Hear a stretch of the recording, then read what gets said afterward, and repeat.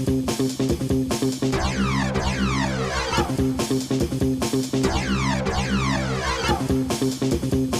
everybody, it's Johnny Two-Face here, back with another reaction video.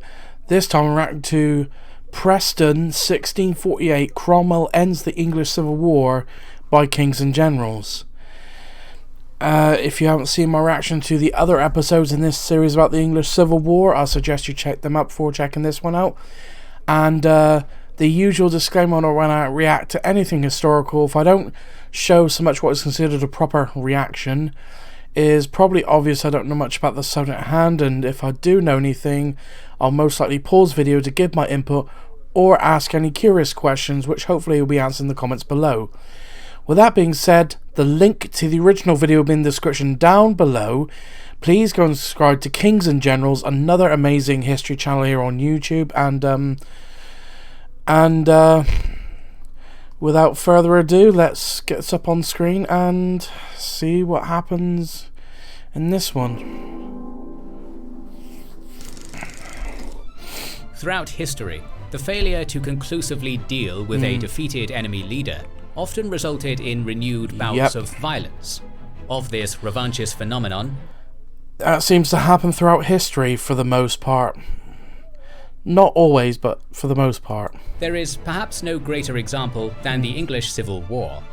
After a promising start, the forces of King Charles had been outmatched in battle after battle until finally, in June 1645, the core of the Royalist army was irredeemably broken at the Battle of Naseby. However, despite suffering this string of crushing losses, Charles still resolved to continue fighting, motivated by a sincere belief in a monarch's divine right to rule. The subsequent flurry... Bearing in mind, for those who already know English history, this is the war that caused England for a time to become a republic. But I won't say much more from there. ...of events that followed would eventually result in the Second English Civil War and its conclusion at Preston. With Charles having a hard time as monarch, it might be nice to also see some successful stories, and we have some to recommend with the sponsor of this video, Magellan, or anytime really, offering Feel free to check out Magellan if you're interested. Something special out of it. You can actually get a free trial right now if you use our special link in the description, so you might as well give it a go. After its crushing defeat at parliamentarian hands in Northamptonshire, the Royalist cause in England began spinning into complete freefall.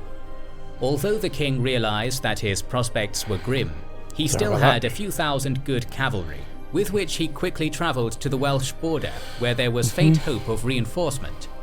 Back in the Midlands, and fresh from recapturing Leicester on June 18th, Fairfax didn't bother pursuing Charles, instead marching towards Taunton. There, the last fully constituted Royalist field army, about 9,000 strong and under Goring's command, was besieging the city. Receiving word that he was about to be attacked by the superior new model army, Goring lifted the siege and attempted to withdraw towards Bridgewater. Unfortunately for this ardent kingsman, Fairfax was too quick and engaged him at Langport on July 10th, destroying the final Royalist field force. Wow. If the destruction of Goring's army and Parliament's subsequent occupation of the West Country wasn't bad enough, Fairfax then marched north to snare Bristol, the king's last great manufacturing hub and prime gateway to Ireland. In the aftermath of Naseby, Charles valued the city's security so much that the illustrious Prince Rupert, demoralised but still fiercely loyal, was appointed its governor and ordered to keep it against the enemy at all costs. It would make sense that Charles would send one of his most trusted subordinates to defend such an important city. Because Prince Rupert, if you remember from the other episodes, has been a thorn in the parliamentarians' side for a long time. So confident was he that assurances were given to the king that Bristol could hold until at least Christmas. However, not even the man who was arguably Charles's foremost commander could withstand Fairfax's momentum.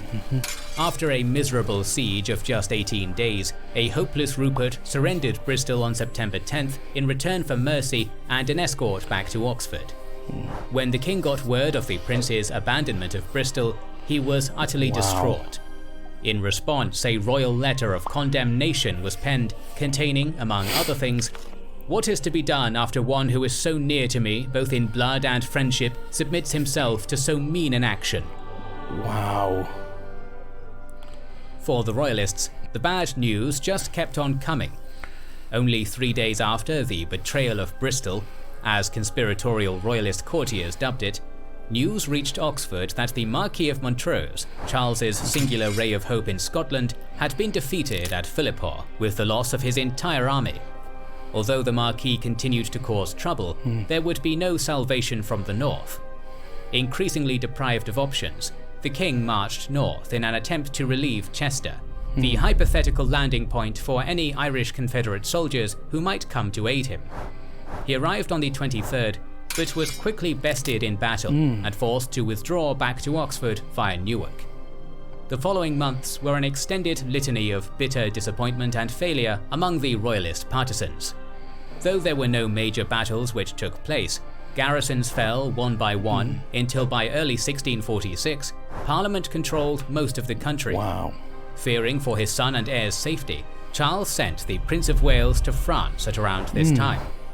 The final act of the First Civil War played out at Stow-on-the-Wold on March 21st, when new model units under Richard Brereton intercepted and defeated a 3,000-strong royalist contingent moving back south to reinforce Oxford's skeleton garrison.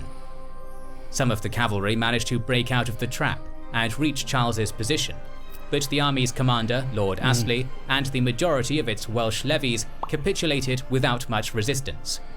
As he was led off the field, Astley turned to his men and said, "You have done your work, boys, and may go play, unless you will fall out among yourselves." With the armies closing in all around Oxford, Charles slipped out of the city with only 2 companions and went north.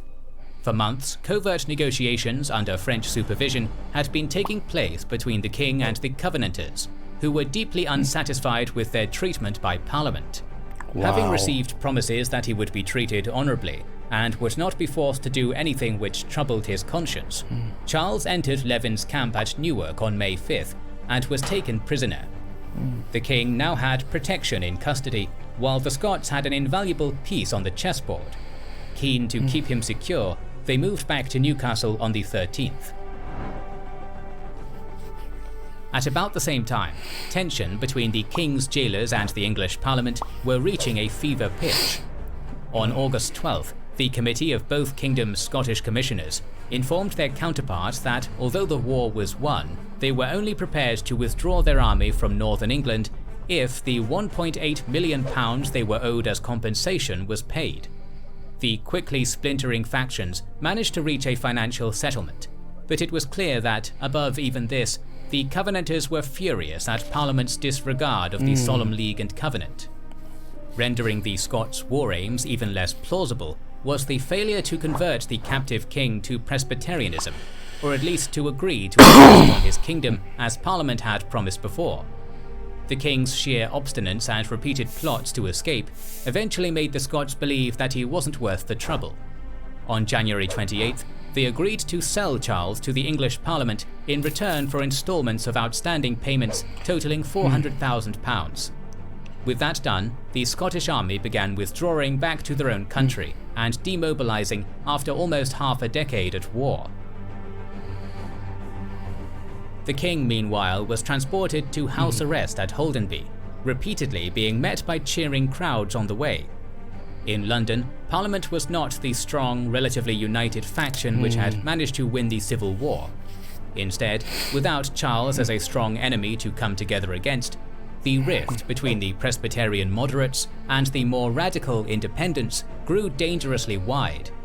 In late February and early March, members of the Presbyterian faction, who generally sought accommodation with the king, were busy shooting themselves in the foot by unilaterally disbanding the new model army's infantry regiments, which were often led by independents. To make the slight even more cutting, this was to be done without payments of outstanding wages that the troops were owed. The army had a number of other motivations, including the politics espoused by a group of aspiring egalitarians known as Levellers. They believed that the army's anti-royalist triumph was to herald a new age of equality and the elimination of wealth and privilege. Squabbling within Parliament continued for the next few months, until now relatively neutral Oliver Cromwell, who was both a prominent MP and an equally prominent New Model Army commander, began realizing his position was unsustainable. Amidst rumours of a Presbyterian plot to seize the king and use him for their own political ends, Cromwell probably condoned the dispatch of an arch-agitator known as George Joyce to Holdenby at the end of May, tasked with taking the king into his own custody.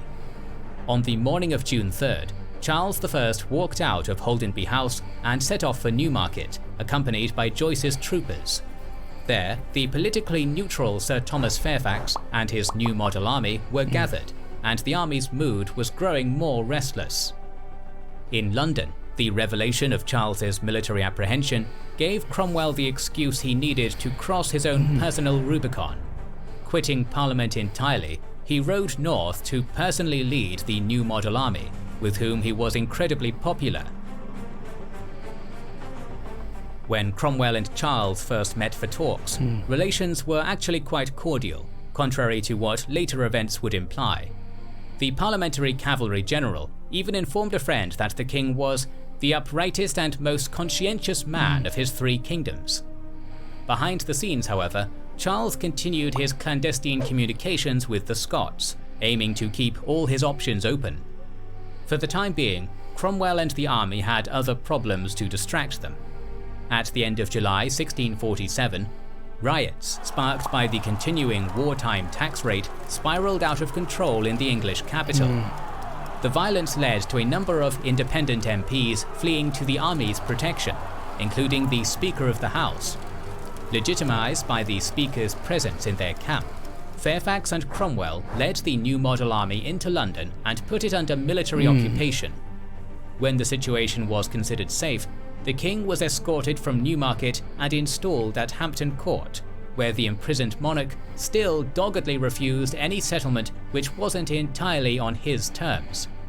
Instead, Charles hoped that the obvious divisions between the various parliamentary factions could be widened and exploited for his own ends. That political strategy initially seemed to be working well, when on October 18th, 5 Leveller officers presented the army grandees, led by Lord General Fairfax, with the case of the army truly stated. This was a revolutionary manifesto calling for radical reforms, including but not limited to the dissolution of Parliament and the implementation of a new constitution, which would give all the freeborn the right to vote. So that disruption in the New Model Army could be avoided, Fairfax opened the so-called Putney debates to address the issue. Although Cromwell's rejection of such a constitutional change decided the issue, the anti-monarchical nature of the discussion reached and frightened the king. Fearing for his safety, or just sick of being cooped up, Charles escaped in late November and eventually ended up at Carisbrooke Castle on the Isle of Wight, in an even less favourable imprisonment than before. If this irritation wasn't enough to harden Cromwell's attitude towards the king, the more severe intelligence that he was receiving certainly was. Just after Christmas 1647, Charles I secretly signed an agreement with the Scots, known as the Engagement, a military alliance between the king and his northern realm in return for state-enforced Presbyterianism. After much debate at the Edinburgh Assembly, those royalists who became known as the Engagers gained a majority and on April 20th, 1648, issued a declaration which accused the English Parliament of breaking the previously established Solemn League and Covenant. It also demanded uniformity of religion and the complete disbandment of the New Model Army, which the Scotch considered to be the most troublesome piece on the chessboard. This was completely impossible for the English, and so only a week later, the Engagers began mobilizing for war against their recently dismissed ally. But this time, however, Parliament and its renegade army were already dealing with the embers of unrest in England. In late March, a spontaneous revolt in support of the king had broken out in Wales, led by Colonel John Poyer. However, it was quelled in short order by the swiftly moving Cromwell. Meanwhile, in the north of England, The efforts of revanchist royalist commander Marmaduke Langdale were limited due to the intervention of General John Lambert. This wasn't the end of Parliament's troubles.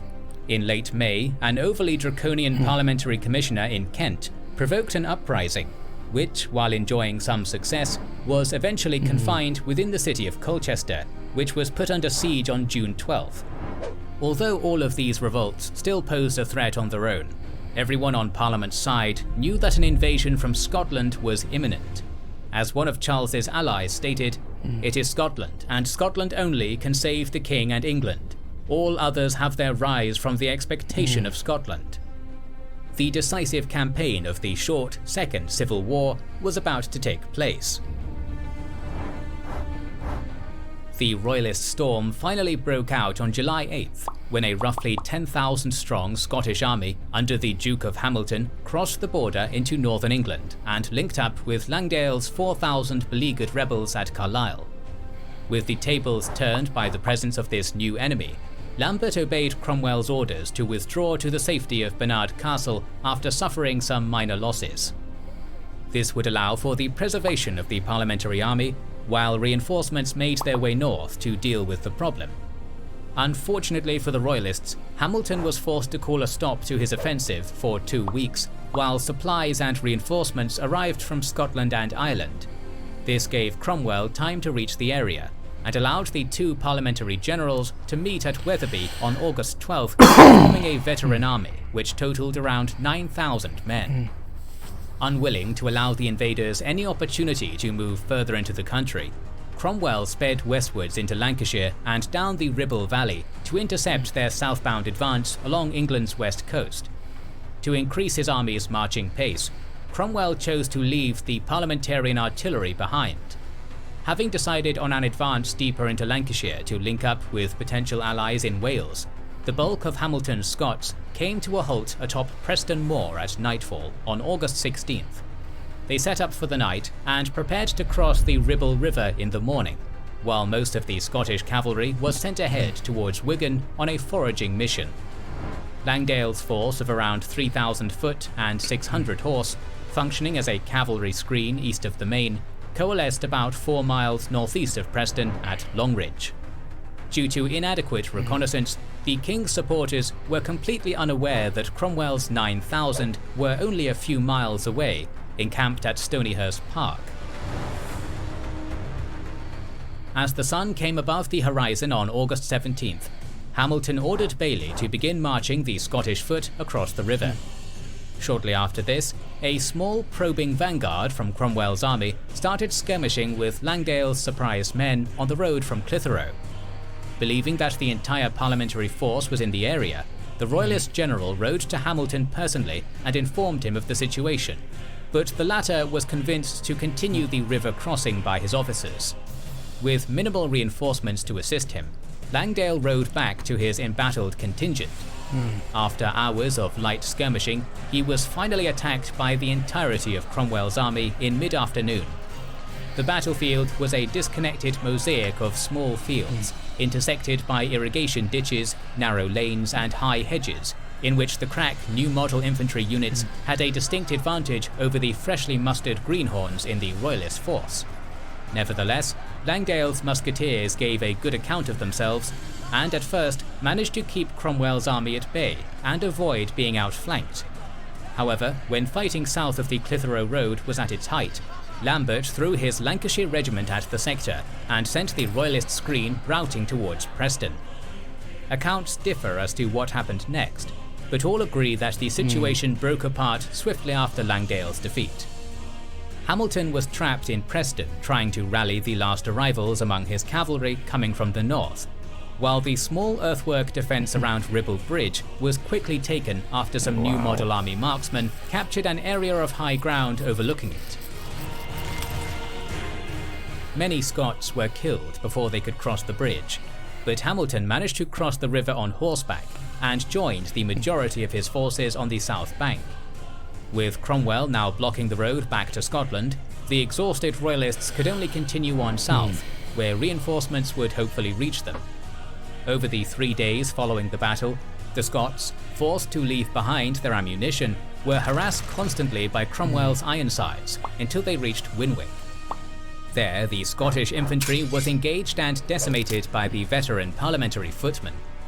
Although the cavalry and leadership managed to escape, what remained of Hamilton's infantry surrendered on August 20th.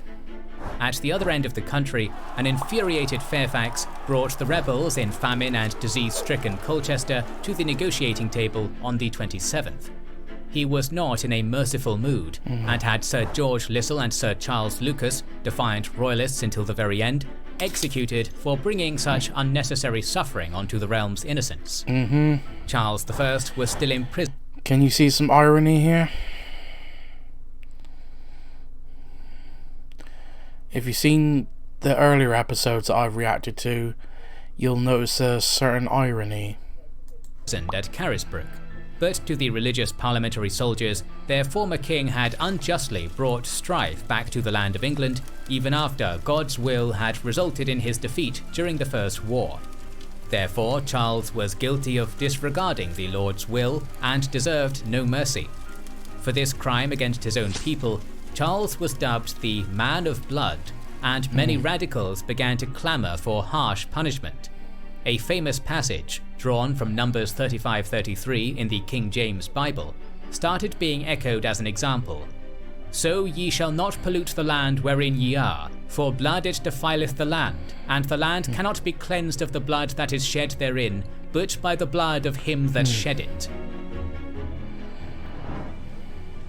Although the suffering of Charles's realms was far from over, the king himself had run out of time. Our series on the English Civil Wars will continue, so make sure to subscribe and press the bell button to see it. Please consider liking, commenting and sharing, it helps us immensely. Our videos would be impossible to produce without our kind patrons and YouTube channel members, whose ranks you can join via the links down in the description to know our schedule, get early access to our videos, access our Discord, and much more. This is the Kings and Generals channel, and we will... And that'll do it. This has been another interesting video by Kings and Generals, and not much I can add, so if you like this reaction, please like, comment and subscribe, and I'll see you in the next video.